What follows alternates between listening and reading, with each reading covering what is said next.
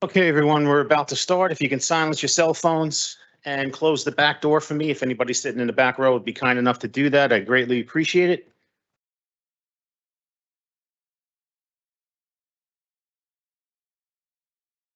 Okay, good evening, everyone. We are on the record. Today is Monday, the 6th day of February in the year 2023. This is a City Council caucus meeting of the Jersey City Municipal Council. We had a scheduled 4 p.m. start. The clock on my cell phone is showing 4:35 p.m. May I have a roll call for the commencement of this caucus? Councilperson Ridley. Here. Councilperson Prinzary. Here. Councilperson Baggiano. Here. Councilperson Saleh. Here. Councilperson Solomon. Here. Councilperson Gilmore. Councilperson DeGise. Councilperson Rivera. Here. And Council President Waterman. Here. We have all 9 council members in attendance at 4:35 p.m. On behalf of Council President Waterman, in accordance with New Jersey Public Laws of 1975, Chapter 231, the Open Public Meetings Act, also known as the Sunshine Law, adequate notice of this meeting has been provided by the posting on the bulletin board of the first floor of City Hall, the annual notice, which is the schedule of meetings and caucuses of the Municipal Council for the calendar year 2023, and filed in the office of the City Clerk on Thursday, December 15, 2022. In addition, at a time of its preparation, the agenda of this meeting was similarly disseminated on Friday, February 3rd, 2023 at 4:55 p.m. to the Municipal Council, Mayor, Business Administrator, Corporation Council, and local newspapers, and posted on the city's website so I can certify as to our total compliance with the Sunshine Law. Council President, I'm going to turn it over to you. Good afternoon. Sorry for the delay. We had a closed session. And at this time, I just want to take the opportunity to welcome St. Peter students here with their Professor Ginger. They're here to observe this caucus meeting. So let's make sure they feel welcome. And let's try to explain what we do in layman's terms sometime, okay? So at the first one will be our Director Shea. And I would ask y'all to just state your departments. I know your departments, we know your departments, but since we have guests, they don't know what department you guys work in, so that'll help them. Okay. Council President, I'm really sorry. I really ran through that whole wording. So if you guys have any questions, I didn't realize that we had students here. So if you have any questions after the meeting, I'll be more than happy to answer any questions that you guys may have. Thank you. Good evening, Council President, Council members. I'm Director James Shea. I'm the Director of the Department of Public Safety, comprising the Police Department, the Fire Department, and Traffic and Management in the city. Good evening, Council members. The Department of Public Safety has 4 resolutions for your consideration this evening. Council President, if I can begin? Sure. Okay, the first one is Resolution 23-087. On your agenda, it's item 10.22. It's a resolution authorizing the Jersey City Police Department to participate in the acquisition of surplus Department of Defense equipment under the Federal 1033 program. It makes it possible for the police or fire department to accept federal surplus equipment other than armored vehicles or weapons. They are specifically not authorized and cannot be accepted by any Jersey City agency under this resolution. The reason this is a continuing one, we do it every year. The reason we're asking you to do it again is that for the last several years, we've been hoping that they would make available the large trucks that can drive through the high water. Every year we hope, every year they don't make them available. If they do, we'd like to be able to accept them on behalf of Jersey City. Other than that, there's no other equipment that the Jersey City Police or Fire Department is interested in acquiring. Questions, council? Next one. The next resolution is Resolution 23.088. My 4 are right in a row. Agenda item 10.23. It's a resolution authorizing the Department of Public Safety's Division of Fire to apply for and accept funding from the New Jersey Department of Community Affairs America Rescue Plan Firefighter Grant. This is a grant that makes available up to $75,000 for replacing contaminated firearm equipment, including the officers' uniforms that they wear in a fire. We would have to make available matching funds of 10% of whatever they give us. So they could give us up to $75,000. And we would then be responsible to match up to 7,500 or 10% of whatever they give us. We're just asking for permission to apply for this grant.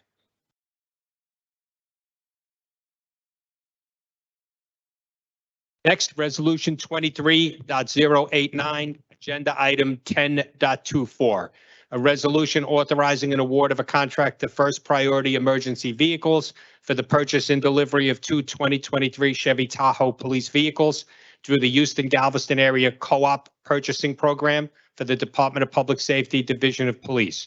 These two vehicles would replace two 2019 vehicles of the same type that are past their useful mileage. However, those vehicles are still functional and will be placed in the police department's general fleet upon the purchase of these two. And sorry, ma'am, I apologize. I should have said that's capital. That's capital funds for those two vehicles.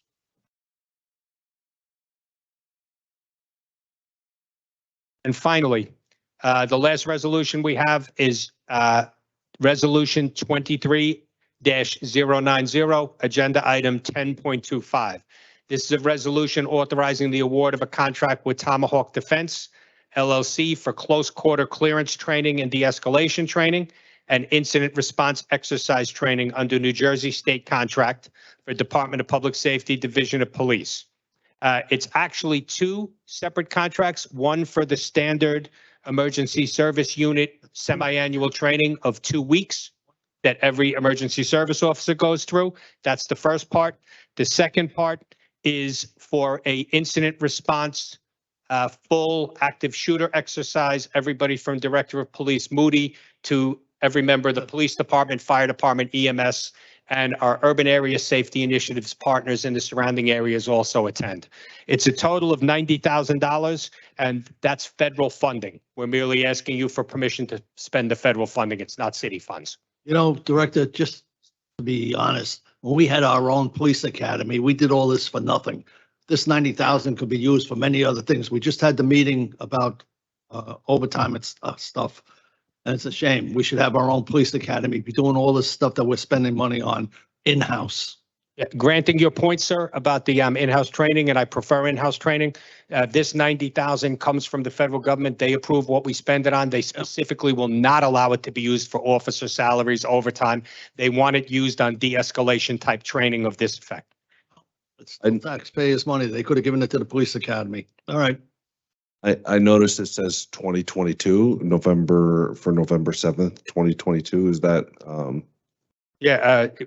We submitted it back in October 2022, so I guess it's just been lingering. is this for the future, or is No, this already was, happened? no, this training happened already. It was Oh, okay. submitted in October 2022. I guess it's just been lingering here. I just saw it on the agenda today.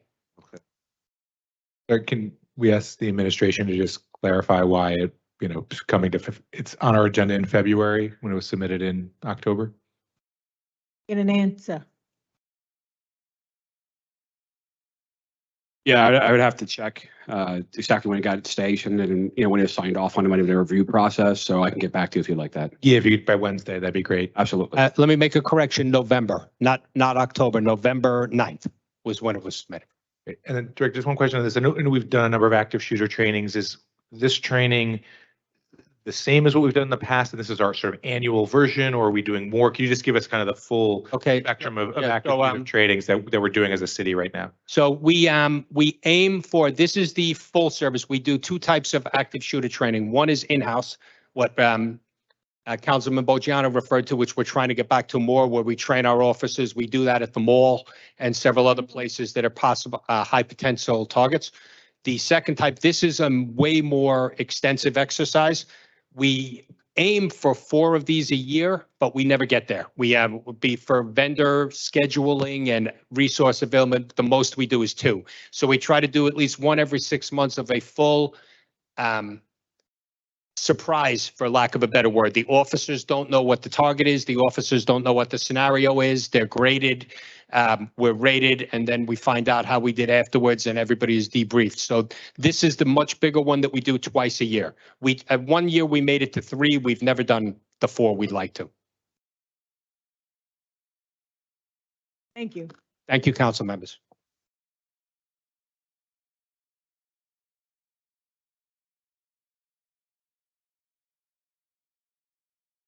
Good evening, President Waterman, members of the council, Director Kears, Emergency Management, Homeland Security, and the Department of Public Works. I have 4 resolutions before you tonight. First is Resolution 23091, 10-26. Resolution will authorize the award of a contract for the purchase and delivery of 2 Mack MD 642R box trucks for the DPW Division of Automotive Services through Sourcewell Purchasing Cooperative. Total amount of the contract is $96,035.20, and this is funded through the DPW capital account. Sorry, yep. Director, what are the trucks going to be used for? They're box trucks, delivery. One, we basically what we're looking to do too also is that we have large scale events is to where we can store equipment in them, inclement weather and things like that, as opposed to get them pre-staged, ready to go, as opposed to having reload them the day of the event.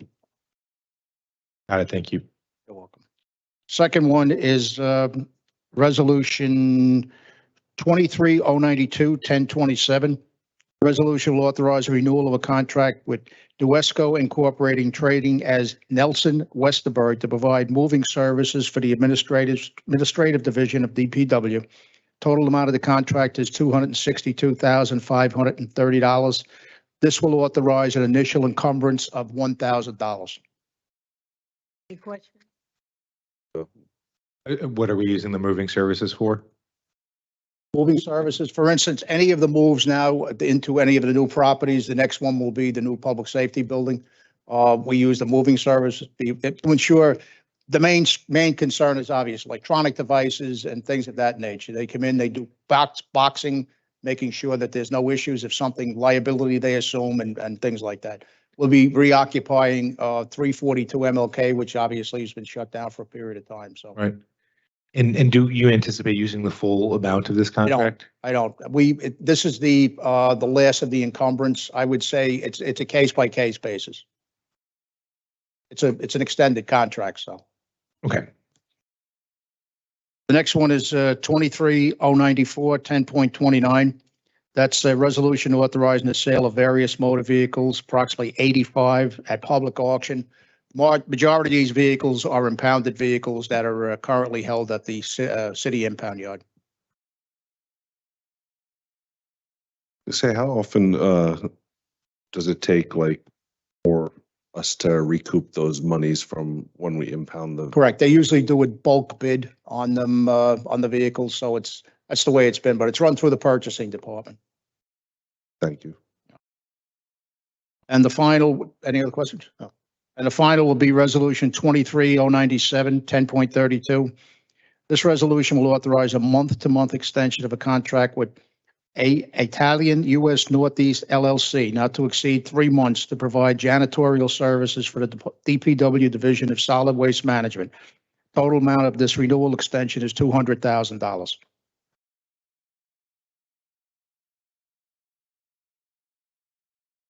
Have a nice night.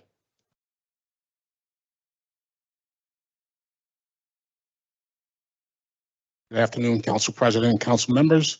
I have 2 resolutions in front of you today. The first would be Resolution 23-099. It's agenda number 10.34. It's a resolution providing local support for Green Flamingo Dispensary, LLC, to operate a Class 5 cannabis business. The business will be located at 447 Central Avenue. It was approved by the CCB on August 8th of 2022 and the Planning Board on November 29th of 2022. And they have a signed MOU with Miracle Temple where they've committed $7,500 per year.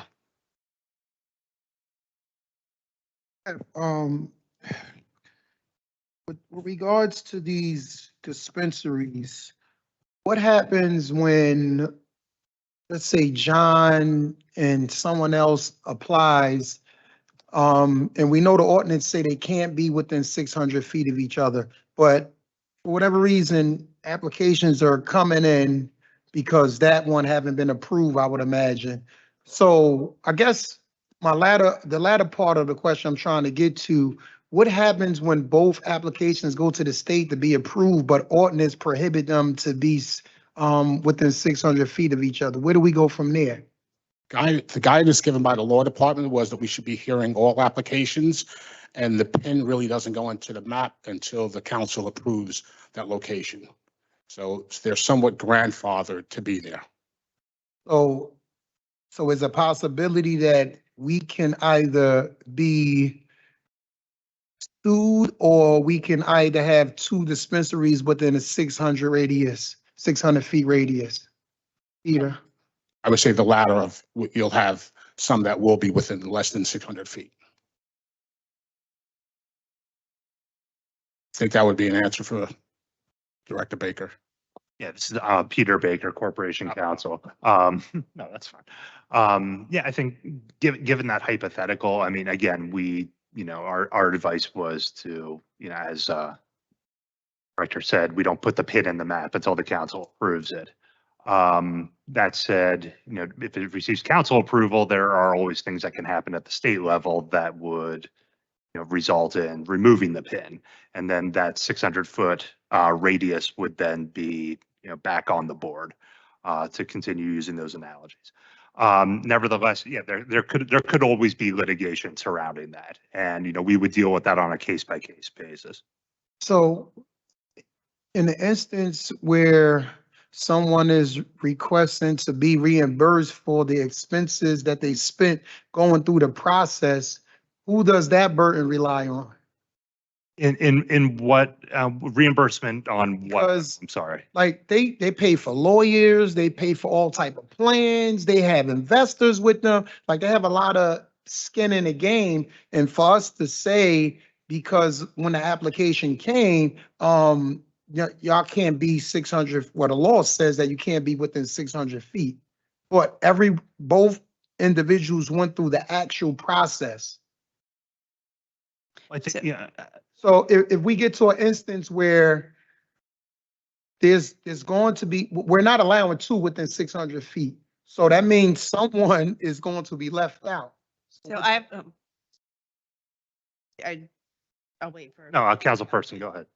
I guess my question then to that point, knowing that we're seeing this in more than one location in the city and anticipating that this may continue, does it make sense to press pause on approving these until we figure out? I know we had talked about caps, and we now are having some concerns about some of these dispensaries potentially opening up very close to each other. I can think of at least 3 now that are either been approved or going to be going into the process of being approved. I feel like, to the councilman's point, it's people are investing a lot of time and money, and there are multiple levels to this process that includes city and state.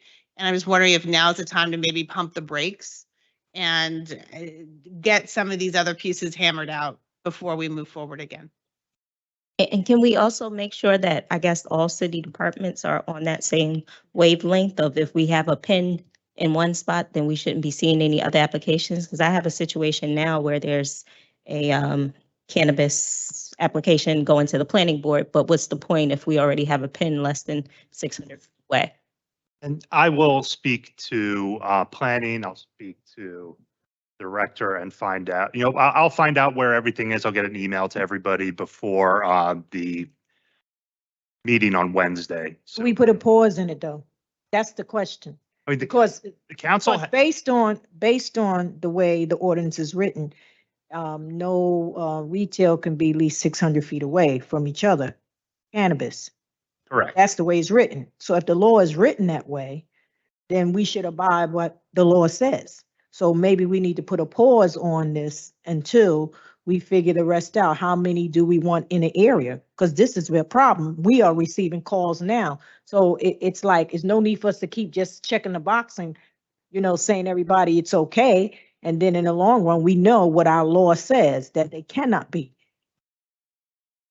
And yeah, I can get the information and we'll be in touch then by Wednesday. I think, when you are looking to enter into this industry or any industry, there's inherent risk involved. All the people that are getting into this business are aware of the risk involved. They know that they have to get local approval, that is the highest hurdle that they have to cross. It has to be approved by the highest governing body in the municipality. That's in the state law. And, you know, ultimately it is on us when it passes the city council that we put the pin in, but that doesn't mean, like you said, that it wouldn't, they wouldn't encounter issues on the state level. Like they have to go through a few hurdles on that level. They have to go through a background check. So I don't feel like the city should be reimbursing anyone for a business venture. I think that we do need to come up with some way of, I don't know, do we have a map that's visible for everybody online that shows? We do. You guys do? So then people should know when they're opening up that there's this, the city council approved this class 5 cannabis retail establishment on this date, and that really, you know, it's not a good chance that you'll be able to set up a shop there. I just, you know, if it's information available to everybody, I don't see where the issue is. The thing is that just in Ward F alone, you have 3 dispensaries trying to get on, what's that? Grand Street and Municipal. All 3 applications are in, and I think 1 has been approved or something like that. So it's going to come a point where either someone's going to try to sue the city for that, or we'll get even in a worse situation where, you know what, everybody applied, everybody went through the process, let all of them open up. That's one. So, I mean. One of those ultimately, applicants did withdraw his application. he withdrew, so it's 2 now. Okay, so it's 2. And we are making, in addition to the map that we have that will pinpoint all the city council approvals, in addition to that, we also offer a list online of anything that's been, any location that's been approved by the CCB. But my question now is, okay, if you guys get the application and we already have the map already exists, right? And anyone who wants to apply can look on the map and see the distance. Why does the CCB board approves them if they at the distance doesn't, you know, they're not supposed to be there? That's what I'm saying. Why does it come to us? Because you know the distance, we're gonna stop it. It seemed like we should all be working together with this, to be perfectly. I think We clarify the law Yeah. that Yeah, I think part of the position is that no one really has a license at this point. It goes to So there's always also that Until risk you go of to that us. one particular location the not getting the state approval. you know, so we have to, but we wrote the law saying 600 feet away. That's what we did. are we allowed to write a law that says, or amend the law, excuse me, to state that once it's received the highest local governing body approval, that the planning board should not accept any more applications at that point within 600 feet, or?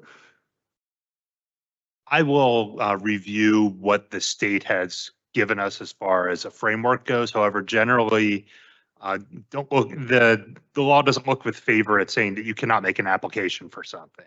Okay, It's a matter of, you can accept the application. If it cannot be granted, then I think it would have to be considered on, you know, with that in mind.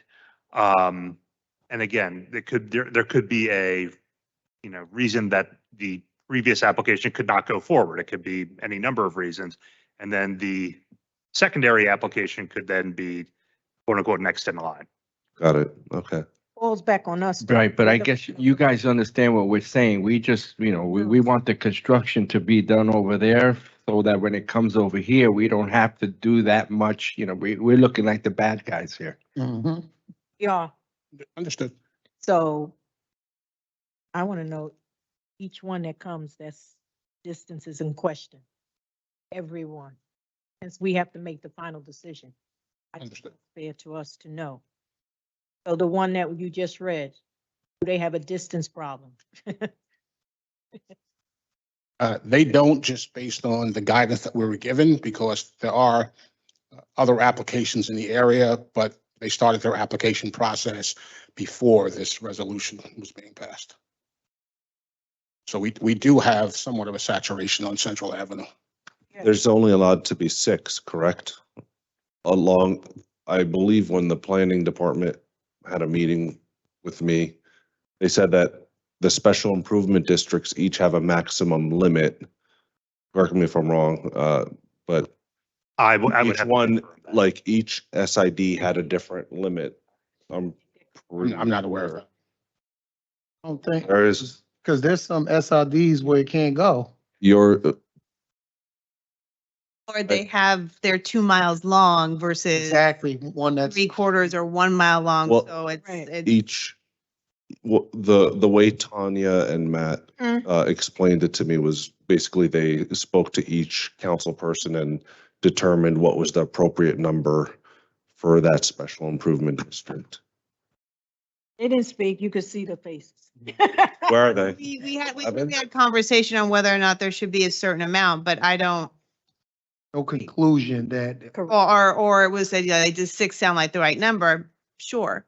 Because we're building the airplane as we're flying it right now. So I mean, we're doing the best we can with it, but Danny said, too bad. You already got your ticket. You are already on board, my friend. I don't want to fly. oh, we just want to know if the distance are in question, please. I'll share that with the bring up board. that. So you said this one here is not, and you said you were told it was only 6 supposed to be on Central Avenue. How many of this, if we approve this one, how many so far is on Central Avenue? Approved by council, I believe. Yeah, by council, I believe there's 4. or approved by council. Okay, I'm listening. Yep. Thank you. Next is resolution 23-100, agenda number 10.35. It's a resolution providing local support for Local Motive LLC to operate a Class 5 retail cannabis business that's located at 155 Newark Avenue. This application was actually denied by the CCB, but there was a ruling by Superior Court Judge Tortula, who sent it back to the CCB with a demand to approve. Hearing. Why they deny it? I don't recall the exact reason. Not the one right across the street from the school, the high school? No, that's, So Pedestrian crossing. is there a distance Right, in question. with this application? Is there a distance issue with this application? I think it may have created one just because of another location directly across the street on Newark Avenue, yes. And that one is approved? Correct.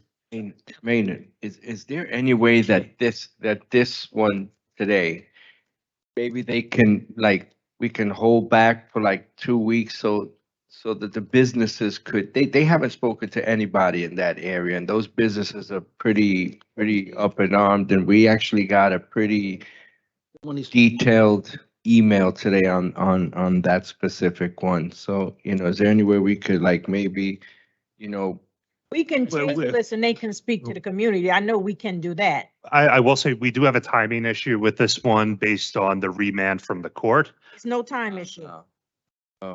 It says 30 days, right? I'm sorry? The remand was for 30-day time. To limit. the CCB. Yeah. Oh, CCV. Sorry, yeah, if I can just clarify on a couple ones. So Director Woodson, we can clarify before Wednesday, but my understanding is the rules around where dispensaries can locate, closer to past stations is a little different. And so I'm not sure that this, I don't want to speak out of turn. Just like confirm whether this is within the boundaries of the law, given already approved dispensaries before the council or not. I'm not sure. I just want us to be clear about, I don't want us to say it is or it isn't without just, It does fall outside of that path restriction. yeah. So let's just look at that and just be clear about whether this is or is not within the boundaries of the dots on the map before Wednesday. In terms of the outreach, I have no issue with us waiting for 2 weeks and asking this business to reach out to the representative of the SID. I do know, and I can say I know that they have met with the SID, but I think the SID, certain businesses aren't at the SID meeting when you go. Then because this application was delayed, people might not have realized it was coming back. So, I always think it's good if there's more conversation. So, like, I have no issue if we reach out to the applicant, say, here's the people who want to speak with you.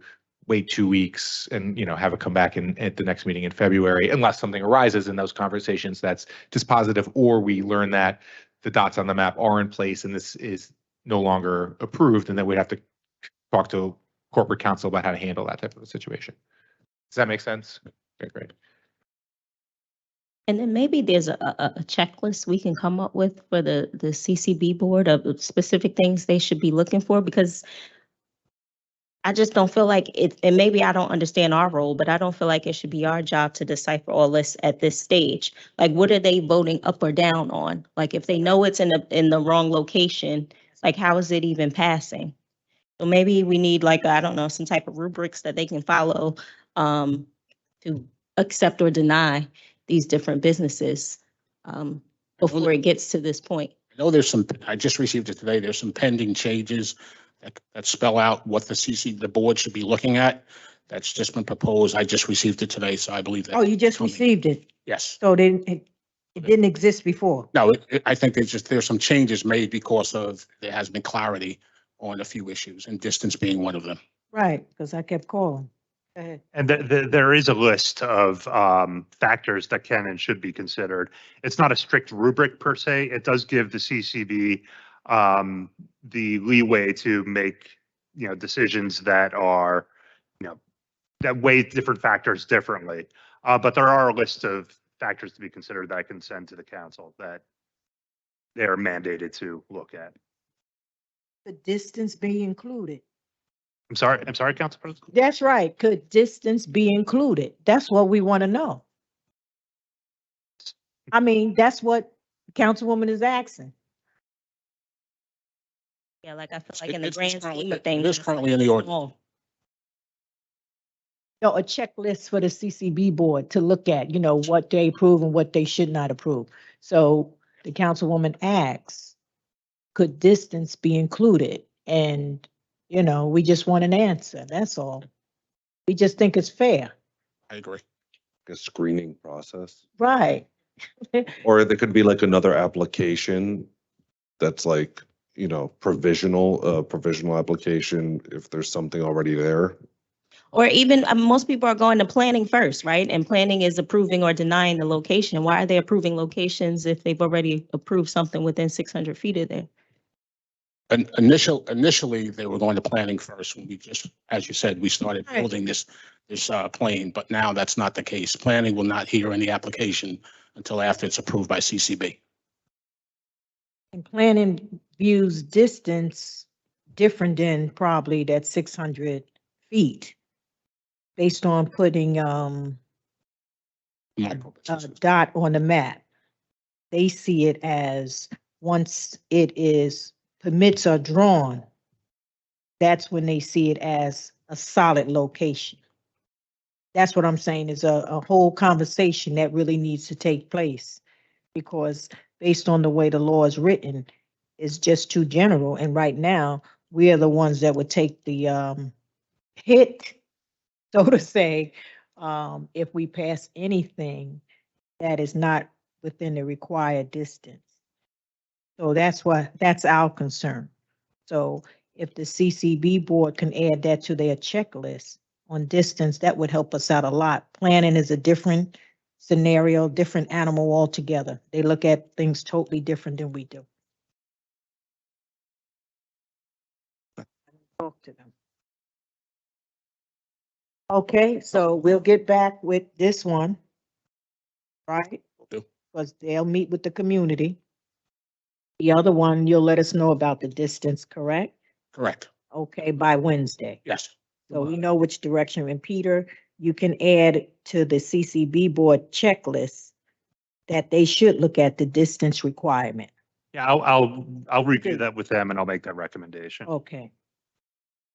I think we got it. Any more questions? Thank you. Thank you. Cynthia.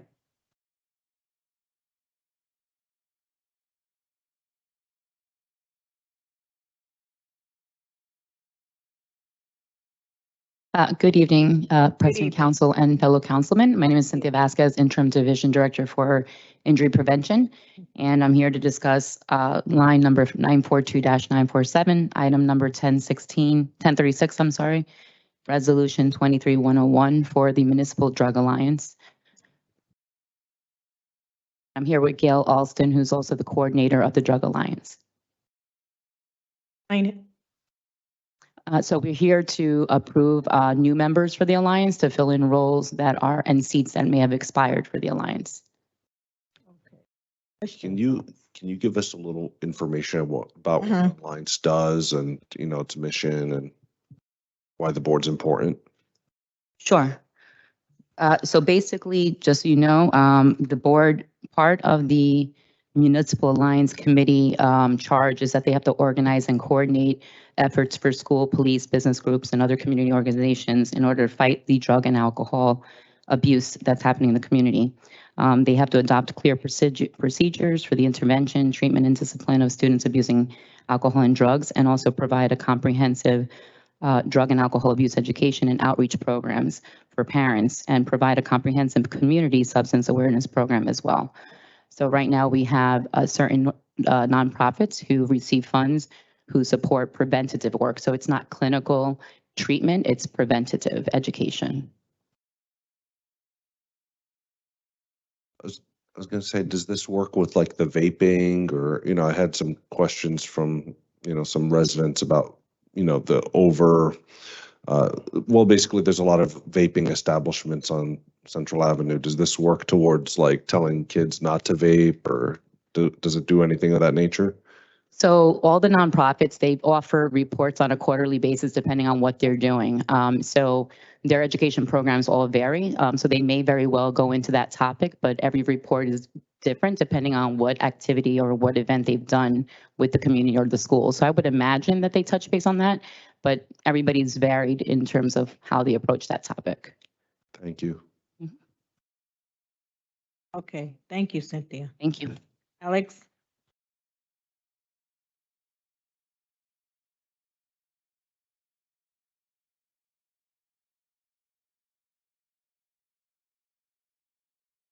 Good evening, Council President, honorable members of council. My name is Alexander Marescu. I am the Director of the Division of Immigrant Affairs, and I present to you 4 resolutions on behalf of the Immigrant Affairs Committee.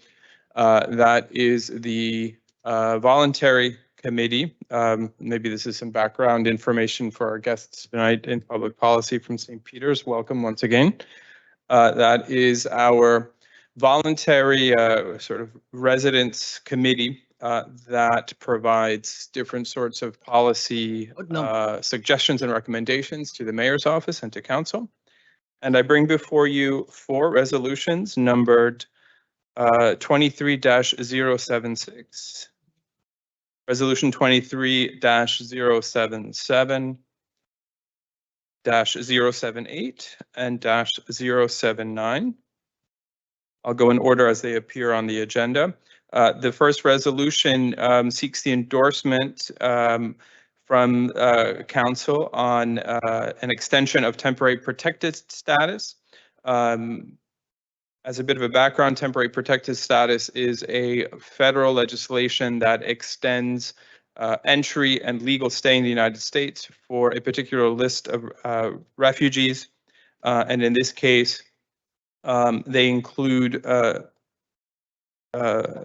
refugees from El Salvador, Nicaragua, Haiti, Sudan, Honduras, and Nepal. I don't need to remind you that those are countries from which we have considerable residents, in some cases historic, with deep roots in the community, and others new arrivals. The committee asks that we endorse the extension of temporary protection status. And additionally, because so many new entrants under different forms of entry, whether refugees or parolees or other forms of immigrants, are very often targeted for fraudulent immigration services, the committee asks for the endorsement to approach the New Jersey Division of Consumer Affairs to create a plan of action to investigate and take action against immigrant service providers who seek to defraud temporary protected status seekers. Shall I let you deliberate, or shall I move on to the, should I represent all four resolutions? No, we'll. there a one at reason? Time and we'll ask if there's questions. Yes, ma'am. Is there a reason why there was only a few countries listed in the resolution versus others? Or is it because it came from the federal government or? These are, this is a federally determined list. So it is the United States, USCIS and the Department of Homeland Security that created the extension of this TPS status to these particular countries. There are other countries also designated on that list, but in this particular resolution seeks to recognize the extension of those asylees from El Salvador, Nicaragua, Haiti, Sudan, Honduras, and Nepal. You have enough? All right, let's move. Thank you. Very well, thank you. Go ahead, Alex. Moving on to Resolution 23-77, a geopolitically very relevant statement from the Immigration Affairs Committee.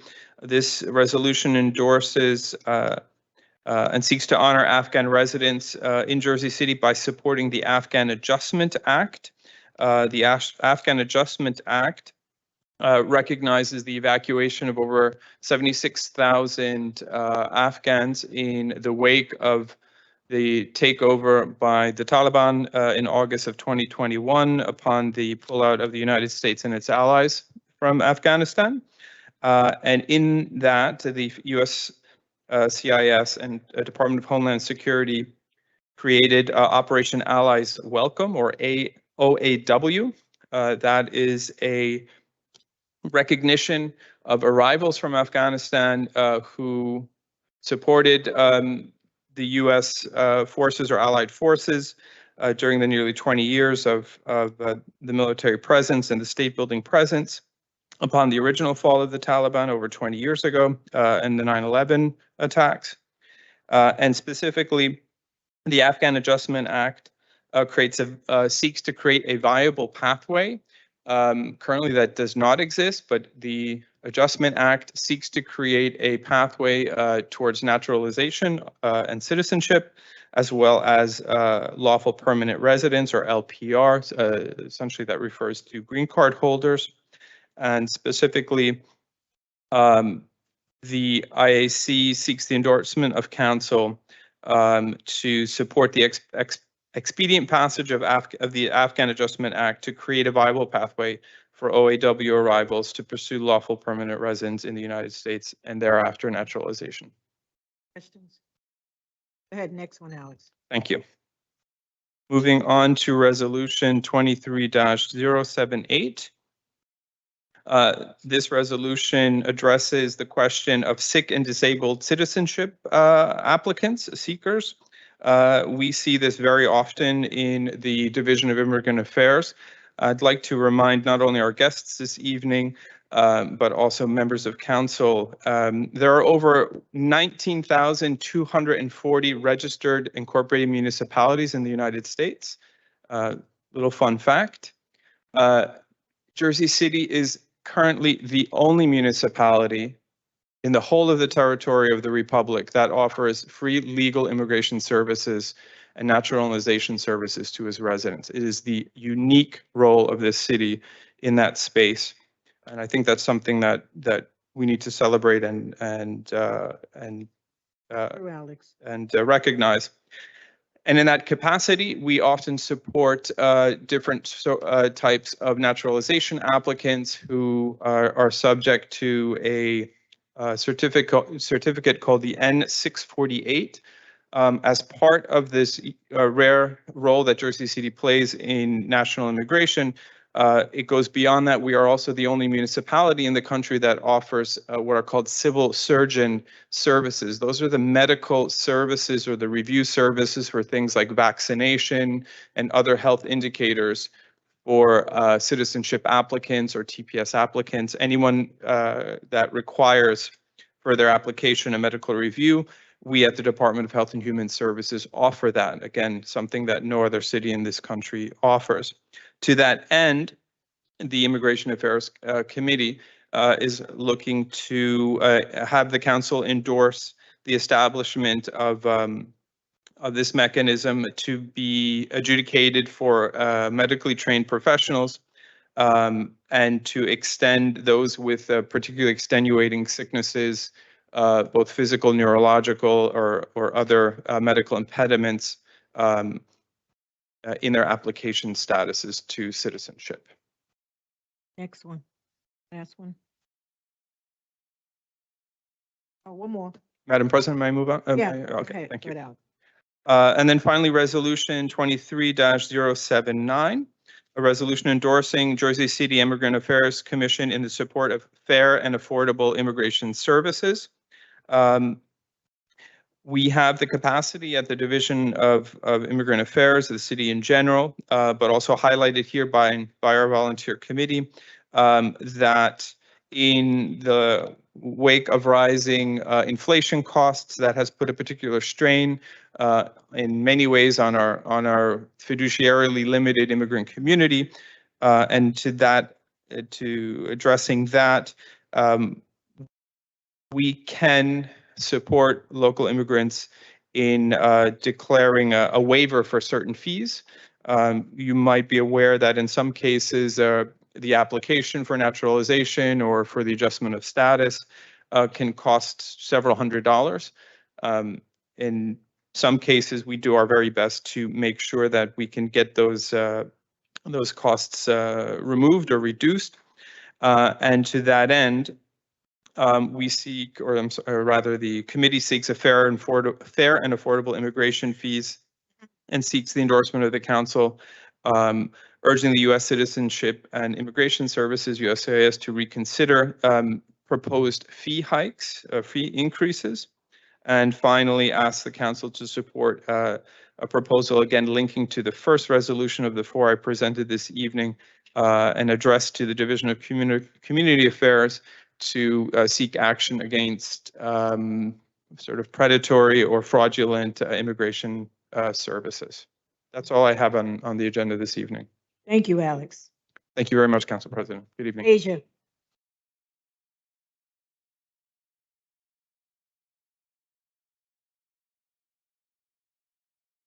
Hey, we ain't gonna have no baby today. Not that. I'll try not to. Fingers crossed. Good afternoon, members of the council. I'm here to present, my name is Deja Anderson, and I'm the director of the Division of Community Development, which is a subsidiary that lives in the Department of Housing, Economic Development, and Commerce. I'm here to present resolution number 23-82. It's agenda item number 10.17. And I do have two of my program directors here who will present the following agenda items, 10.18 and 10.19.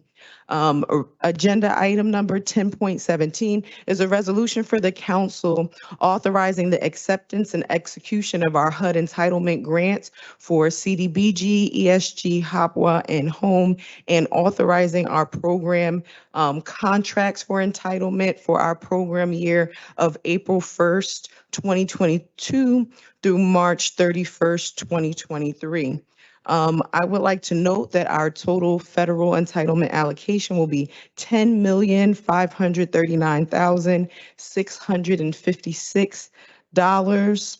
And that breakdown for our 4 entitlement grants. So in a nutshell, every 10 years you fill out a census. It counts how much the federal government takes in taxes from everybody, and then they take it and they break it back up and give it to states, counties, and municipalities based on population and need. So for our community development block grant, we've received $5,333,792, and that's grant funding for public services for our nonprofits, public facilities, which could also be nonprofit locations, relocation expenses for residents that get moved for their homes from code violations, and we also do economic development programming. We also additionally have a home investments partnership grant, which is money used to create affordable housing, and we've received $2,388,869. We additionally receive a grant for individuals who housing opportunities with persons who are experiencing AIDS and HIV. And we received $2,320,676. Our fourth entitlement grant is our Emergency Solutions Grant, which is funding for people that experience homelessness. And we have $496,319. Questions? Thank you, Deja. Good job, Dave. Great job for explaining to the students, Deja. Good evening, Council President and Council. Hello, students. My name is Tashelle Hill. I am the Program Director of Nonprofits and Engagements for HEDC DCD office.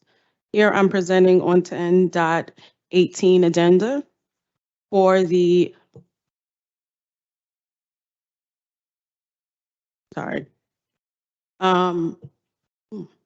for the City of Jersey City's Department of Health and Human Services intends to utilize our CDBG funds for the $560,000 to further alleviate insecurity with the senior citizens for the Meals on Wheels program. We are helping HHS purchase rental truck services for their program. Right now, they are having trouble with their existing trucks, and we were helping to alleviate that. But, didn't they buy new trucks before? These are the trucks there's 4 trucks.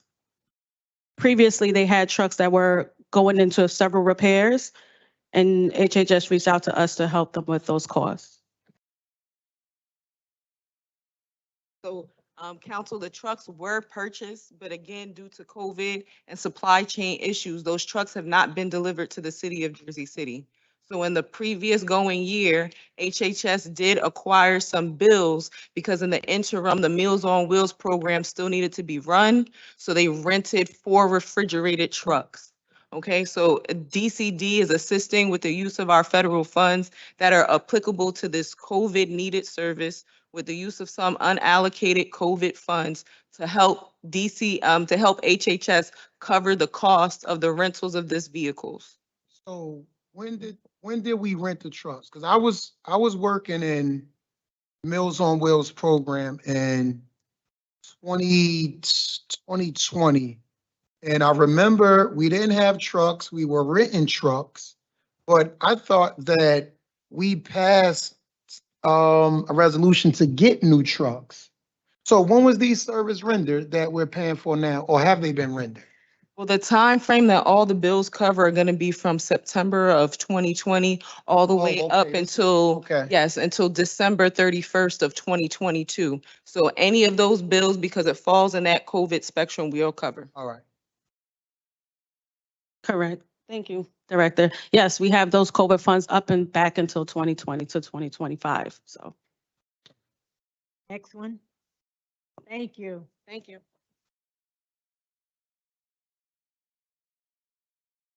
Good evening, council members. I'm Agnes Theodosio, Program Director, also from Community Development. And I have one agenda to present to you today, resolution number 23084, agenda number 1019. This is a simple resolution authorizing the acceptance of the Home ARP grant. Home ARP is American Rescue Plan. This is for funding for homelessness or people that are about to become homeless. We have received from HUD 7.7 million, to be exact, $7.7,003,151. We have up until September 30th, 2030 to spend the money. And this is just a simple acceptance of that fund. Any questions? Have you started the conversations about where you might use the money? We are in process of building the policies and procedures and have some meetings with the continuing of care scheduled, and that's how we are planning to receive any kind of qualifying populations. Once you ladies figure that out, can you let us know so that way we can advise some constituents that may be available for these services?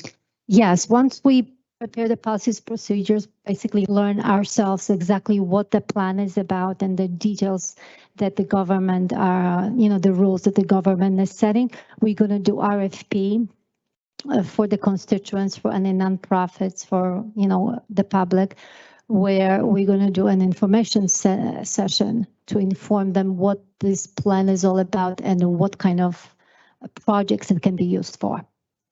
Council members available for those funds too, or no? Of course. Anytime. Thank you. No, we're not. No, we're not. Said it, it's on the record. It's on the not, record. no, we're not. No, we're not. Thank you. Thank you so much. Thank you. Thank you. McNair?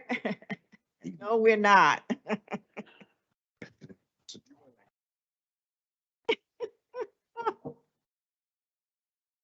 Good evening, Good evening. Council President and council members. My name is Khadija McNair, the Director of Employee Benefits. I have one resolution, 10.16, resolution number 23081. This is a resolution awarding a contract to Horizon Blue Cross Blue Shield of New Jersey for the provision of employee and retiree health plans, third-party administration, provider network services as extraordinary unspecifiable services. The contract is for 1 year with an option, 2 1-year contracts. An RFP did go out, and once again, Horizon came in with the best offer. Question? Thank you. Thank you. Khadija. Thank you. Shirley?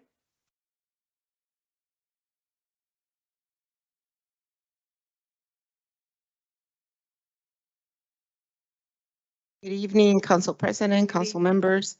I have 5 resolutions. If I may, 10.6, 10.7, and 10.37, which is Resolution 23071, 23072, and 23102, is to change the custodian for the petty cash funds for recreation, engineering, and health and human services. If you have no questions. That's just to change the petty cash. That's just to change the custodian. 10.6, 10.7. You said 10.7. 10.37. Ahead to the next. Then 10.8, which is Resolution 23073, that's to establish a petty cash fund for the Department of Finance.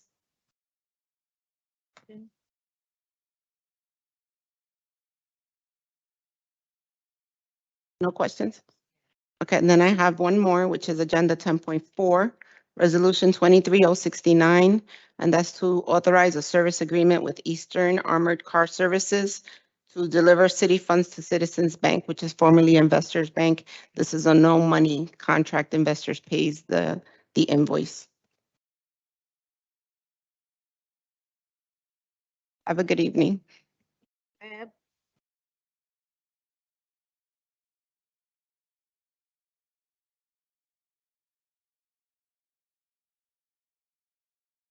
Good evening, Council and Council President. I have 2 resolutions on this evening. I have resolution item 10.5 and item 10.5, which is resolution 23-707 23070, and item 10.3, which is 23-068. 23070 is a resolution ratifying an emergency contract for Grant Wright, who's our grant consultants for all of our federal funding for FEMA and all of our COVID-related funding. And we're doing an emergency contract for them because we are still awaiting additional FEMA funding. And I'll explain that in the next one as well. Good. Okay, and resolution 23-68 is a resolution it's a cancellation of unexpended budget appropriations balance of an amount of $4,916,888.50. What that is a reimbursement from 2021. So we had funds that were reimbursable 100% by FEMA in 2021 that we were able to actually claim in 2022. So when we went to the state, they said we can use these funds as revenue in 2023, being that we did not receive the funds in 2021. Question. Initially, this was a grant. No, this wasn't. This is the reimbursement for COVID funding. Which account? I'm sorry. Well, the state obliged for this excess amount to be used as revenue? Yes. Oh, Because we actually paid for all of the services. So it's basically for vaccine services. So we paid for all of the services and we should have gotten this money in 2022, but we're not getting the money until 2023. Being that it's our money, now we can't, and the 2021 books are now closed out, we can now utilize the money as revenue. oh, so in a, Right, it's just a reimbursement to us of our own funding. Is this going towards anything in particular, to any department in particular or any account in particular? Going in the budget. It goes back into No, the is it going to HHS? Is it going to the overall, Kyle can speak. expenditures? We can speak to that. Good afternoon, council. So this would just be a special item of revenue, essentially a one-time item that we'd use to balance the budget. Okay, all right, just checking. Thanks, Kyle. That's it. Okay, thank you. Kyle, you might as well stay up here. Right, that worked perfectly. Good afternoon, everyone. Good afternoon, students. I'm Kyle Greaves from the Office of Management and Budget. So I have two items tonight. We'll do agenda number 10.1, resolution 23066. This is a resolution authorizing 2022 appropriation reserve transfers. So essentially what this is unspent dollars from the 2022 budget being reappropriated to other budgetary accounts for any unpaid bills or services rendered in 2022. And we have the first 3 months of this calendar year to execute these types of transfers. was it 325,000 left in injury prevent? Well, I guess why wasn't this money spent? The 475 and all of the numbers on the left to the balance sheet. Yeah, so the circumstances vary, depending on the department. Typically, we encumber the funds for full contract amounts before year end. Some of these contracts are either open-end agreements where, we don't use the full contract amount and the funds are then freed up for other uses. Injury prevention specifically, I know was a reimbursement from community development that they had. So they reimbursed the current fund and that money is now freed up for, either to lapse into reserve, the fund balance, or to be used to transfer for, other budgetary needs. Because I'm looking at a dire need for services that come from injury prevention, and then we ship it. So the idea never came to mind to just utilize the funds in that same division, because they do all type of drug outreach and a bunch of different outreach for violence and all this stuff. Well, at least they was doing that when I was working over there. And when I look up and down the corridor of MLK, I see a dire need for these type of services. Right, so services were provided by these divisions, HHS specifically. Like I said, those funds were initially encumbered for certain types of programs, domestic violence and programs such as that. And then when we got reimbursed for the grant, that money is now free now. We can't encumber this money in 2023 for new services. It can only be transferred for 2022 invoices. So Go ahead. What for the administrative services, other expenses, the 1.6 million, what bill is that? Or bill? Administrative services, that's for our Hudson County Improvement Authority tipping fee. That is for disposal of our garbage and waste. So we have to pay a fee to the county for X amount of tons that we, drop off. So those invoices do vary month to month. We did budget the full appropriation that was requested.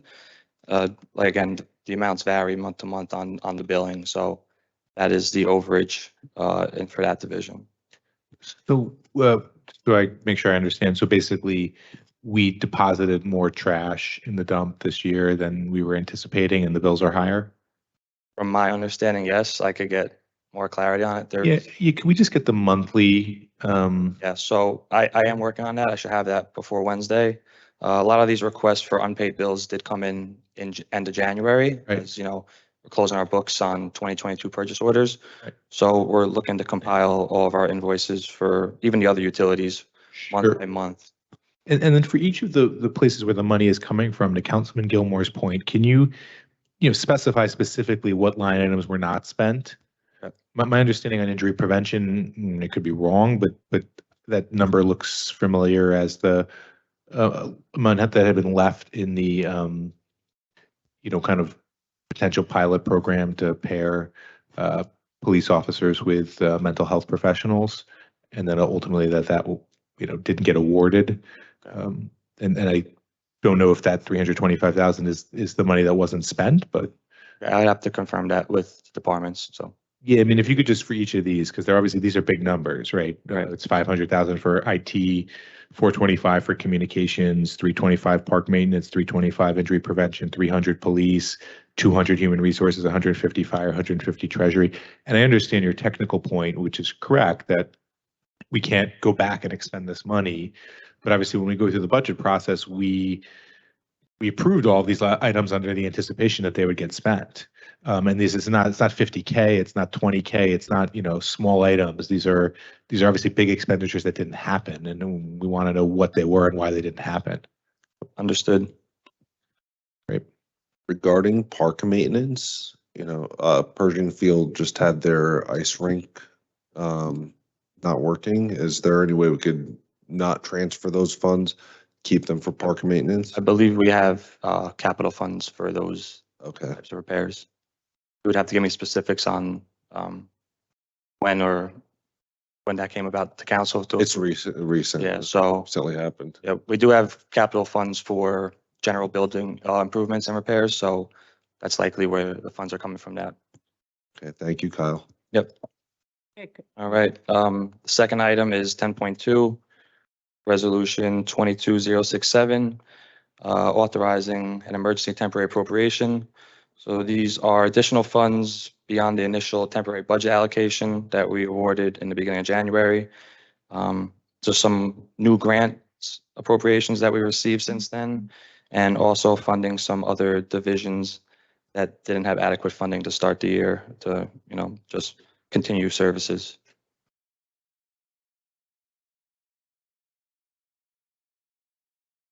All right, thank you. Stilio?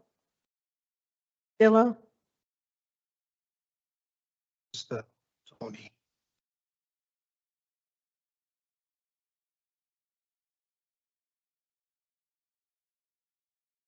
Good afternoon. My name is Antonia Costello. I am with Injury Prevention and HHS. I am here with Cynthia Vasquez, our interim director. Talking to the mic so we can hear you. So there are a number of resolutions under the Peaceful Families Program. These are for items 1038 to -1043, resolution numbers 23-103 to 23-108. So these are all, just so that the council understands, these are all facilitators for the same program. With 10.38. So for 1038, that's Frank Morris.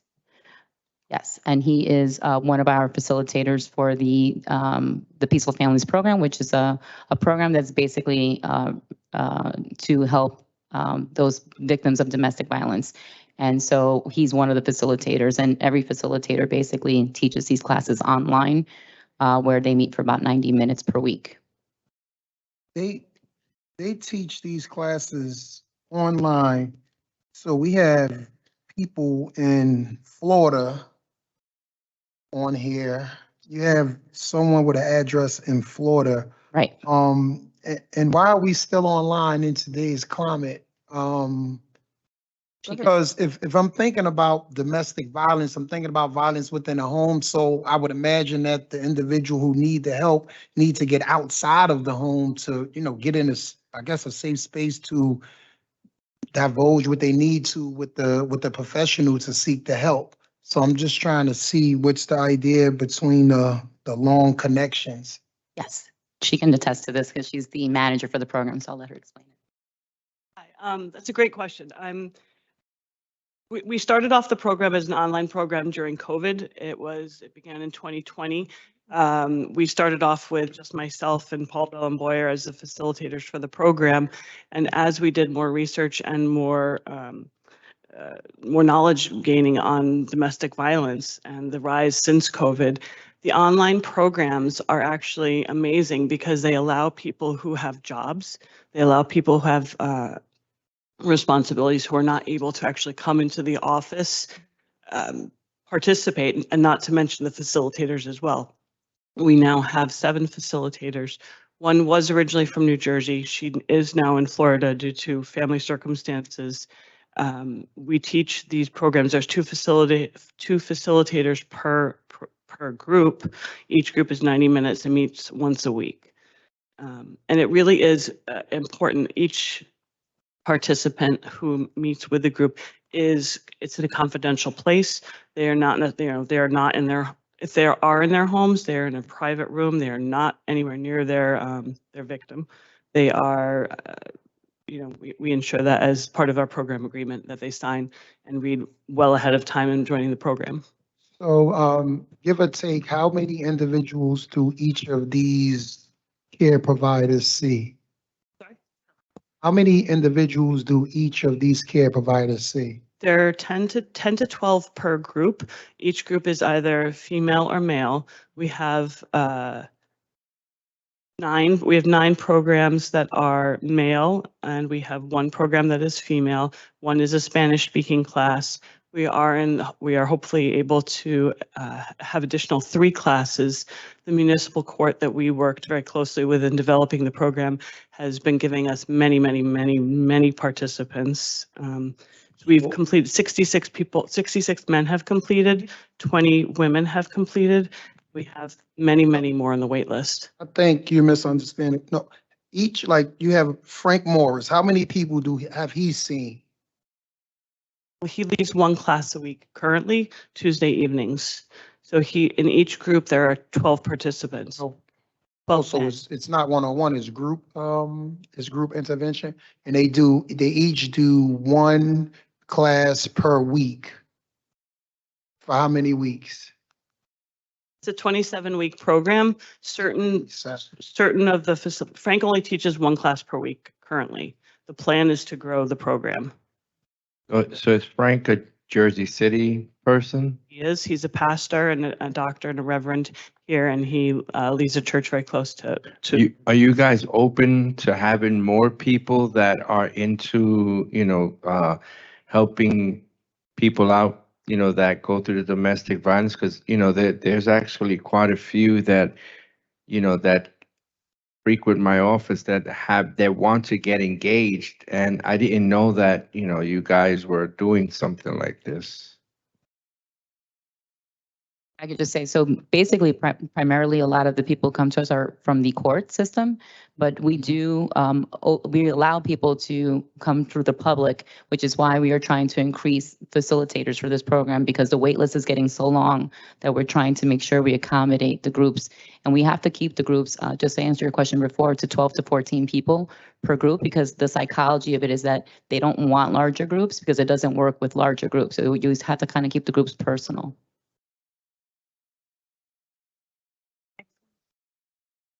So the next one is, Carolina Jaquez, 23-104. I'm sorry? Instructor. She's an instructor as well. Yes, everybody on that's listed is a facilitator. It's 103 to 108. So it's the next one would be Carolina Jaquez, Levi Johnson, Sandra Lopez, Engard Corella, and Cynthia Everett. And just so we clear, all of these individuals don't work for the same entity, correct? Yeah. Do work for the same entity? No, Oh, no, they no. don't. They're No, no, all no. independent. Okay. Yes, they are all independent vendors, correct. All right. So she said, yeah, that's why. All Okay, thank you. right, thank you. Thank you. Ron. Kenny, he's always. Yeah, I think, yeah, he all. That's okay. That's okay. Too long. Come on, Barker, you and him is always neck and neck. You know, Always steps council out of his- members, it takes me a while to get here from Go ahead. Linden Ave building. That's why I'm always. Good evening, Council President, members of the council, students from St. Peter's. My name is Barka Patel. I'm the director of the newly formed Department of Infrastructure, which is responsible, which oversees many divisions within the city, including architecture, parks, engineering, traffic and transportation, sustainability, and innovation. I have a few items on the agenda today. I can mention one that was on both my list and John's, which is the second reading for the acquisition of the Hudson County Administrative Building for the development of Courthouse Park. I'm not sure if there are any questions on that since it's second reading, but just wanted to mention that. Okay. Barker. Next, I have agenda item 3.4, ordinance 23-011. This is an ordinance for the designation of reserved parking spaces at various locations throughout the city. All applicants have submitted applications for reserved parking space and have been reviewed and recommended by the committee. Next. The next item is agenda number 3.5, ordinance 23-012. This is an ordinance establishing street cleaning on Morgan Street between Green Street and Marin Boulevard from 1 p.m. to 3 p.m. on Tuesdays on the north side and Thursdays on the south side. We had several requests from residents in the community through SeeClickFix for this change. And I believe the traffic division notified Councilman Solomon's office about the change as well. Great. Moving on to resolutions. Agenda item 10.33, resolution number 23-098. This is a resolution supporting the New Jersey Department of Transportation rehabilitation of Route 1 and 9 bridge over the Hackensack River located in Jersey City. So this is a project that would be led by the New Jersey Department of Transportation to do rehabilitation work on the bridge structure that spans over the Hackensack River. If you can imagine, this is Route 1 and 9. That's the continuation of Municipal Avenue over the Hackensack River into Kearney Point. So this is a resolution of support that the New Jersey DOT requests from the city in order to move on from the project. You will see some language in there in the whereas clauses where the city through the transportation division is urging that the state look at this as a holistic project. And while they're doing the rehabilitation work, they extend the Greenway connection that was always planned for this span of Route 1 and 9, which they are currently not planning on doing. So we did include that in the resolution of support. Okay, and then lastly, I have agenda item 10.31, resolution 23-096. This was also one that was shared between my department and the law department. This is an agreement with Verizon regarding the installation and the expenses associated with various utility poles throughout the city. So in 2016, the city entered into an agreement with Verizon that would essentially allow Verizon to co-locate wireless communication technology or equipment on existing poles. And because the city is a customer of PSE&G, we wanted to minimize the number of poles that are going on the ground and for the technology to be co-located on infrastructure that already exists. So this is an agreement that essentially allows Verizon to move forward with this work, but with a set of requirements where they would have to abide by standards and receive permits from the engineering division. And it also authorizes Verizon to reimburse the city for the costs of the equipment and the installation, as well as the monthly fees that the city pays to PSE&G for lighting. So it's in collaboration with those. And I also want to mention that this pilot project is another one that we work with Councilman Solomon's office on to establish standardized requirements and certain design standards to make sure there's consistency and that, you know, there's no overstepping of what we're allowing the utility companies to do here.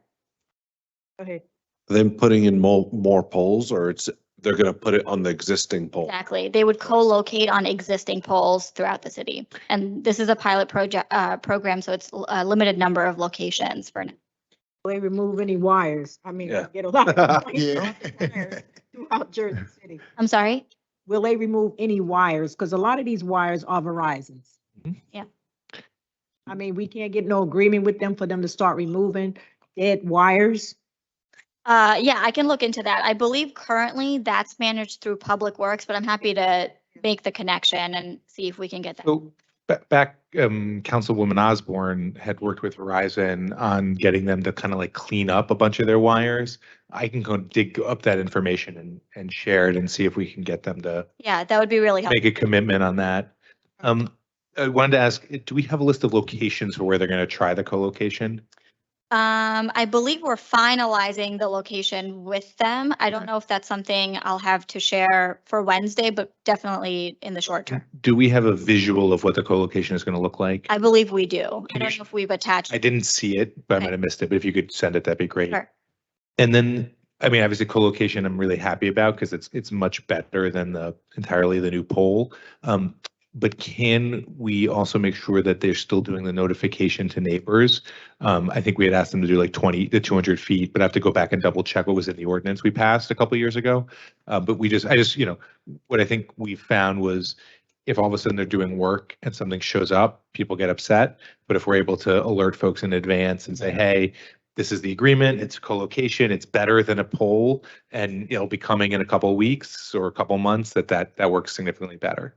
Yeah, we can see if maybe through the permitting process that they have to go through, if we embed the noticing requirements in there somehow where they can get an initial permit, but they don't get a notice to proceed on the work unless they show to us that they've satisfied the noticing requirements, something like that. Right. We can work through.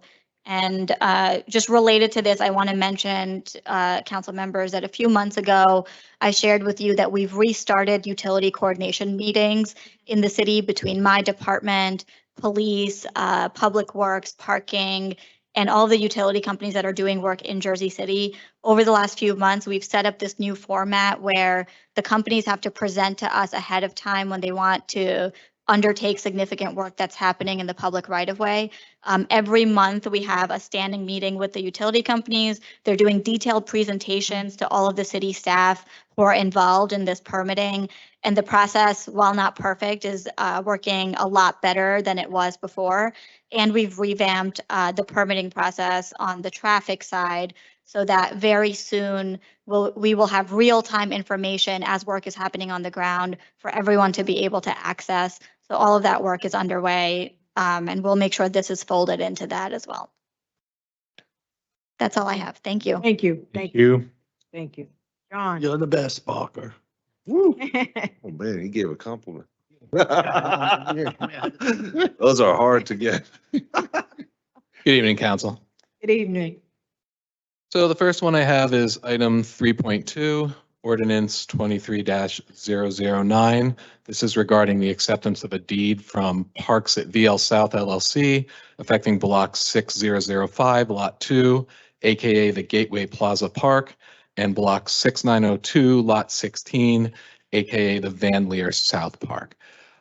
These were two parks that originally the city authorized an easement agreement where at this point, all of the equipment that is in the parks is the property of the city. The only thing we didn't own was the actual ground. An issue had come up from the developer claiming that they were having issues getting insurance on the property. So the cleaner way for us to get this done and ensure the property was just to accept fee simple ownership of the properties themselves. The developer will still be responsible for the maintenance and upkeep of the property. It changes pretty much nothing but for the fact that we're now owning the ground as well. That's great. Excellent. Any questions? Okay, the other one I have on here is resolution 10.4. I'm sorry, item number 10.4, resolution 23-069. This one's slightly odd. This company works with Citizens Bank, which is formerly Investors Bank. It's basically armored car services that. Did they do that? Yeah, someone did that. Yeah. Shirley did. touched on Okay. it, John. Got it. Great. The other one I had was the Horizon Blue Cross Blue Shield. Just want to clarify on that one. Khadija said it was a 1-year contract with 2 options to renew. It's actually a 3-year contract. That's 10.16. Got it. That's all I have.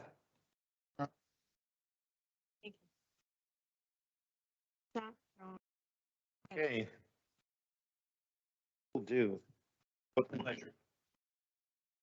All right, on to our first reading ordinances. Item 3.1, City Ordinance 23-008 is an ordinance amending Chapter 69 entitled Special Improvement Districts to require certain disclosures in annual budget submissions and provide for an oversight of special improvement districts. I believe, Councilperson Saleh, that we're going to withdraw this because there's going to be some significant changes that we're going to make to the ordinance, and we're going to bring it back in 2 weeks. Is that correct? Yes, sir. Okay, so we will be withdrawing that at the council meeting on Wednesday. Item 3.2 was touched on earlier. Item 3.3, City Ordinance 23-010 is an ordinance authorizing the sale of an easement to the New Jersey Transit Corporation affecting real property owned by the city of Jersey City in Block 287, Lot 5 in the town of Kearny, New Jersey, for the purpose of facilitating New Jersey Transit's Portal Bridge project. Can we get some more clarity on this? I don't jump in. Come on. It's getting late. Let's go. Jump in, yay. Evan, come on. What's the, Who wants to talk? This is a group effort here. The group. We'll have more information for you by Wednesday, but I believe it's for the building of the new Portal Bridge out in Kearny. And the city must own property that New Jersey Transit needs to get the project into motion. But we'll get some information for you in a memo form prior to Wednesday. So what you're saying is we can hold the progress on the entire rail improvements of the Eastern Seaboard? I don't know about that, but maybe we'll hold up on the parking lot or something, but. Let us know. All right. Okay. All right, go ahead. Okay. Item 3.4 and 3.5 were touched on earlier. Item 3.6, City Ordinance 23-013 is an ordinance ratifying the renewal of the lease with Riallo Capital Urban Renewal LLC for the use of space, the Lesser's Building, located at 4 Beacon Way, Jersey City. Someone, yes. minus. This lease is a renewal for the top of the old medical center where we have our antennas, and we pay their electricity for the antennas to be up there.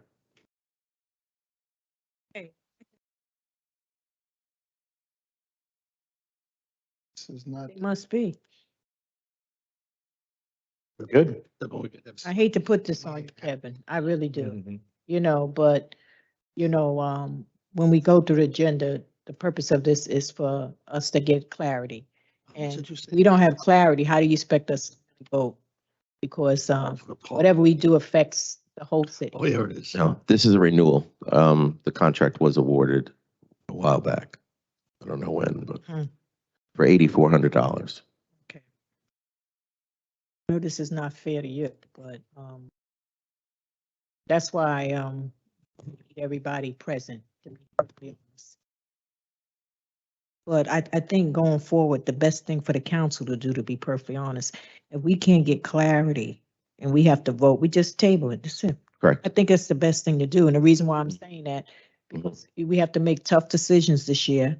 And we want to make sure we have as much information as possible, even if it's a renewal or whatever the case may be. You know, we just want some answers. That's it. Yeah. That's These antennas have been up there for Yeah. 30, 40 years. right. Okay. How much is the electricity that we pay for? We pay $700 a month, 100 a month. roughly. Are we getting that back or how do we get, I mean, why are we paying electricity for them? Because it's our antennas on their roof and we run the power up to them. Got it. Okay. See? With that tenant. For emergency services and the radios, 911. All All right. right. Perfect. See? Mhm. That's Learned the answer. something. Oh, I'm sorry. Was there a question I know. didn't hear? No, that's the answer. Oh, Thank you. No, that's the answer. More we know. Right. Go ahead, Sean. Okay, item 3.7, City Ordinance 23-014 is an ordinance ratifying the renewal of a lease agreement from Hardwood Corporation for the use of 36 parking spaces located at 808 Pavonia Avenue. This is a joke. We're I paying didn't even answer him yet.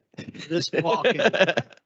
And yet they're taking away all the parking lots in the Journal Square area. Nobody can find parking. And the Journal Square redevelopment plan allows for no parking, most of the buildings that being built. This Yeah, is for we're the paying all police this money. department. This is for the police department. I know what it is, officers. Kevin. Okay. But the people in the area are suffering. They can't find parking. We're paying for this. It's a shame. And then what are we paying? 800,000 for the building we're renting up there? We got to get out of there. Yeah. That's why we We get out. pay 28,000 a month for that, Yeah, that's office we gotta space. get out of there. That's the next ordinance. Yeah. But this is for the rental of space, parking spaces for the personnel assigned Why don't we find? to police headquarters. Why don't the city find parking for residents and maybe pay for them so they can park? They're taking away all their parking spaces, allowing these buildings to go up. Kevin, nothing to do with you. You know what I'm talking about. You I know, Rich. Councilman. Ready? Go ahead. Item 3.8, City Ordinance 23-015 is an ordinance ratifying the renewal of a lease agreement with Journal Square Plaza Urban Renewal Associates for office space and a kiosk at 1 Journal Square Plaza. This is for the rental of the fourth floor of 1 Journal Square. We have our police department located currently. Let me The ask you rent is something. $28,984 a month. Okay, they will be moving on. They will move out, and there's a clause in the lease to cancel once 30 days notice is given.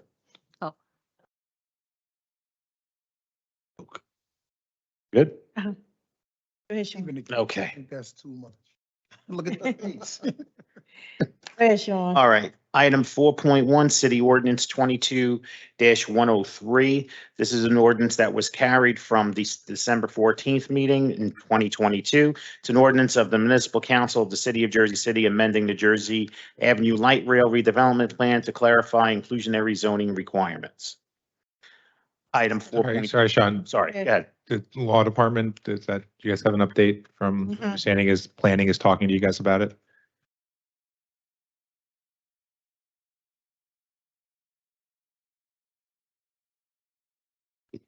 Sorry, I will check on that. I'll get back to you by Wednesday. My understanding is the Director Shilon had reached out to planning to figure out what to do about this. Sorry, Director Shilon had reached out to law to determine what to do. Yeah. Once again, I don't have that information off the top of my head. I will get that by Wednesday. Okay, great. Thanks. Before I move on to the next item, it looks like the students are about to exit. Correct. So we wanted to thank them, and I Thank hope you. this Thank you, guys. information session was informational for you guys and a learning experience. And thank you guys so much for coming. Really appreciate it. Thank you. You're the future.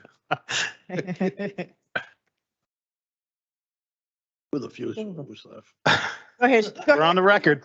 Item 4.3, City Ordinance 23-006 is an ordinance supplementing Chapter 332, Vehicles and Traffic, Article 2, Traffic Regulations, Section 332-9, stop intersections to designate Malley Avenue and Lexington Avenue as a multi-way stop control intersection. Item 4.4, City Ordinance 23-007 is an ordinance supplementing Chapter 332, Vehicles of Traffic, Article 3, Parking, Standing, Stopping, amending Section 332-31, parking restrictions for street cleaning purposes in Gulls Cove on Marin Boulevard, St. Peter Street, Morris Street, and Sussex Street. Next, we have our public speaking requests. Right now, we have 12 speakers, and that list is growing. Petitions and communications. Any questions or comments on items 6.1 through 6.28? Hearing none, we have our office communications 7.1. Any questions or comments? No report of directors. And we have our claims list and on to our resolutions. So items 10.1 through 10.8 were touched on earlier. 10.9, Resolution 23-074 is a resolution amending a professional service agreement with the law firm of Eric Bernstein and Associates to serve as special counsel to represent the city of Jersey City in tax appeals. Once again, all of the new tax appeals that are filed are being assigned. We're handling them internally in the law department, in part due to the delays in court proceedings due to COVID. We have older files that are still with outside counsel, and that's what this renewal is to cover. Can I ask a separate, sorry, right? Does this include the reverse tax appeals that the city was doing? And if not, are those still ongoing? I believe there are still some active reverse appeals. I can get more information on those for you. But this does not, this 10.9 does not cover the reverse appeals. Okay, great. If you could get us just the information on the status of the reverse appeals, that'd be great. Thanks. Okay, item 10.10, Resolution 23-075 is a resolution appointing James J. Carroll as a member of the Jersey City Insurance Fund Commission. Items 10. Sorry, can I interrupt? Who is Mr. Carroll replacing?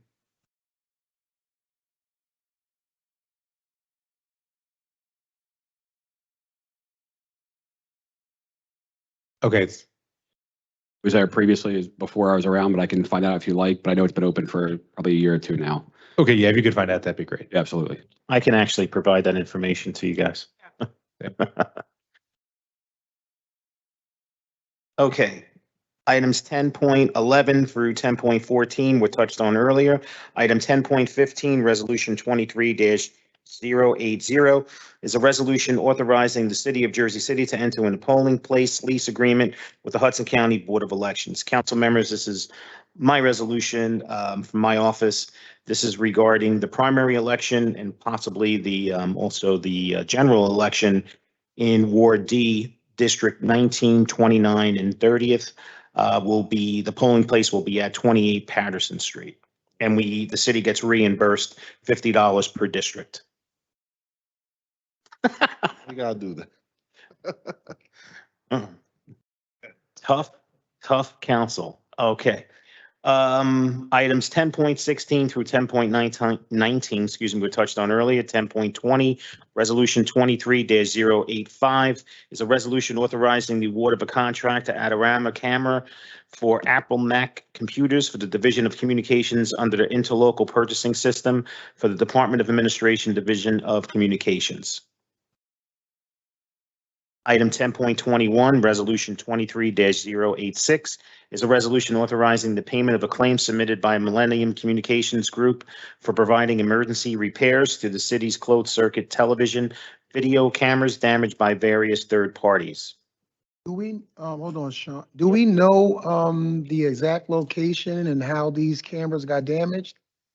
I believe the law department, correct me, but I believe it was related to an automobile accident. So what happened is the city will pay it up front, and then the law department will sue to get any reimbursements, or the risk development will sue to get reimbursements for it. All of these were from an accident?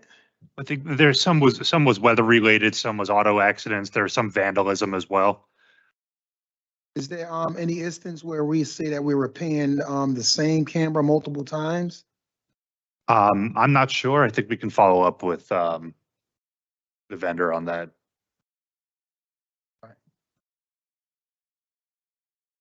Okay, items 10.22 through 10.27 were touched on earlier.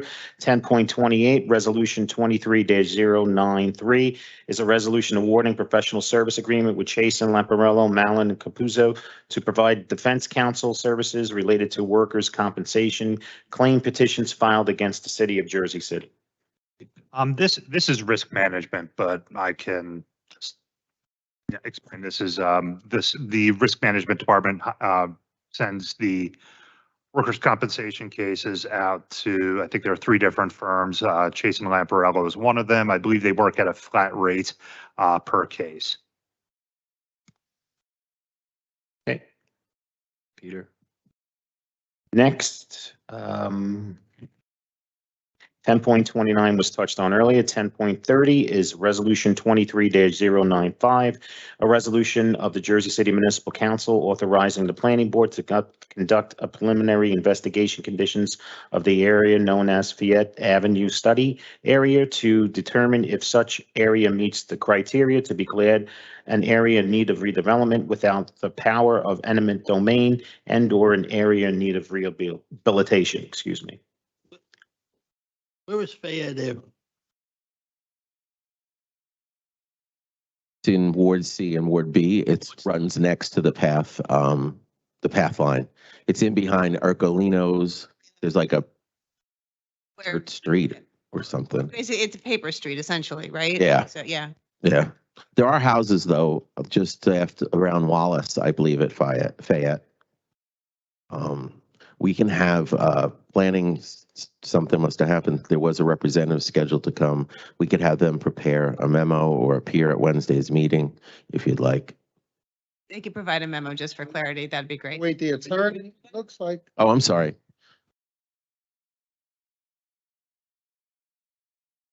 I talked with Tanya Marione. Speak into the mic, Chuck. Sorry, I spoke with Mrs. Marione earlier today. I know she had a family emergency that she had to take care of. She asked if I could attend because this is the purpose behind this investigation of the studies is the Fayette Avenue. There's a it actually goes from Tunnelly Avenue down west to the Fayette Avenue, which is directly adjacent to the path cut. So you go starting on up atop of Tunnelly Avenue. There's a warehouse then directly to the west, which is then Van Wagenen Avenue. Then there's a existing project that is ongoing. Then you have the Sikh temple is directly behind that. You have the Puccini site, and then there's a open land directly to the west, and then the Fayette Avenue, there's a piece down there just behind the old Rita and Joe's. So that's the area that they're considering to take a look at, to do an investigation whether or not it is blighted, and whether then the next step would be, in the event it's deemed blighted, to discuss a redevelopment plan. And Councilman, I don't know if you recall, this is what I met with you and discussed with you and Mr. Horton a couple of months ago. Yeah, Chuck, a couple of years ago, maybe 5 years ago, because I was with Chico when he was on the council, and this came up, and the Sikhs had some objection to all this. Have they been spoken to? Yes, yeah, they would be part of it. I have 2 clients that have property within this area that are essentially presenting this to planning. So, and the Sikh temple members are part of that group. All right. Okay. So items 10.31 through 10.43 were touched on earlier. 10.44, Resolution 23-109 is a resolution authorizing 9 Porret Urban Renewal LLC to enter property designation as Lot 5, Block 167, as shown as the official tax map of the Borough of North Arlington for the purpose of conducting testing activities. 10.45, Resolution 23-110 is a resolution renewing professional service agreement with Cleary, Jacoby, Afferley, Jacobs LLC to represent Mayor Stephen Fulop and the City of Jersey City in the matter of Athena Aguilera versus the City of Jersey City. Garrow, sorry. Item 10.46, Resolution 23-111 is a resolution renewing professional service agreement with Durkin and Durkin LLC to represent James Creco in the matter of David Goldrich versus the City of Jersey City. Item 10.47, Resolution 23-112 is a resolution renewing professional service agreement with the law firm of Whipple as a result LLC to represent the City of Jersey City, Jacob V. Hudnut, Chief Prosecutor of the City of Jersey City, Mark Bunbury, former Director of Human Resources for the City of Jersey City in the matter of Donovan Beezer versus the City of Jersey City. And lastly, but not least, item 10.48, Resolution 23-113 is a resolution renewing the professional service agreement with the law firm of Werner Suarez to represent the City of Jersey City in the matter of Ann Doyle versus the City of Jersey City. On items 10.45 through 10.48, these are all matters that actually they're all post discovery. They're either set down on the trial calendar or they're in various stages of appeals. We'll send an email out tomorrow with some more details on where exactly those are.